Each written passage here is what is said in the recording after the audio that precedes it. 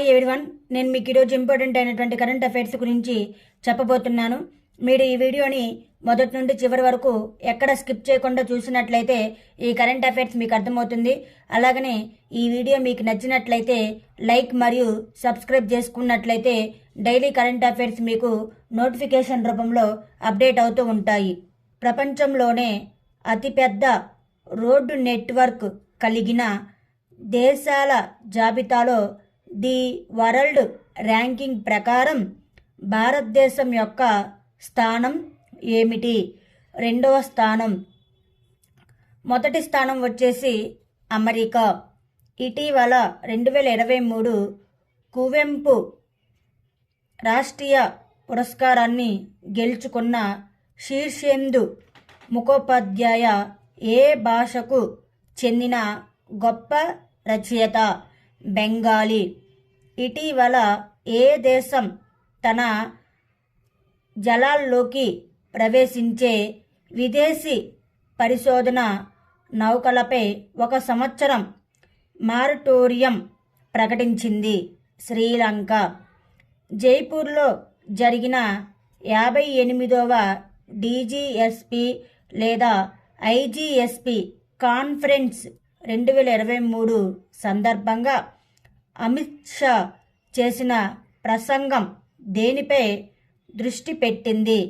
అంతర్గత భద్రత మరియు జాతీయ. ఇటీవల జీఐ ట్యాగ్ని పొందిన దేశీయ వరి రకం ప్రిన్స్ ఆఫ్ రైస్ బ్లాక్ నునియా బియ్యంతో పశ్చిమ బెంగాల్లోని ఏ జిల్లా అనుబంధించబడింది? జలైపగురి. పశ్చిమ బెంగాల్ నుండి ఏ ఉత్పత్తికి ఇటీవల జీఐ ట్యాగ్ మంజూరు చేయబడింది? దాని ప్రామాణికతను కాపాడేందుకు మరియు సుందర్బన్స్ కమ్యూనిటీ యొక్క ఆర్థిక శ్రేయస్సుకు దోహదం చేస్తుంది. మౌబన్ తేనె. ఇటీవల వార్తల్లో కనిపించే బహుభుజి చతుర్భుజం ఏ జాతికి చెందినది? మొక్కలు జాతికి.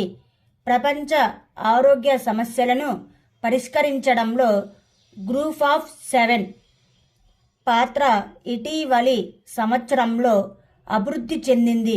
గ్లోబల్ హెల్త్ సమస్యలను పరిష్కరించే విధానంలో G7 దేనిలో అభివృద్ధి చెందింది? అభివృద్ధి చెందుతున్న దేశాల్లో ఆరోగ్య సంరక్షణకు ప్రాప్యతను ప్రోత్సహించడంపై G7 తన దృష్టిని మార్చింది. గో గెట్ ఎడ్యుకేషన్ రచించిన ప్రసిద్ధ కవిత సావిత్రిబాయి పులే. ఇటీవల ఏది ఊసరవెల్లి ట్రోజన్ మాల్వేర్ని ఇతర రకాల ట్రోజన్ల నుండి వేరు చేస్తుంది?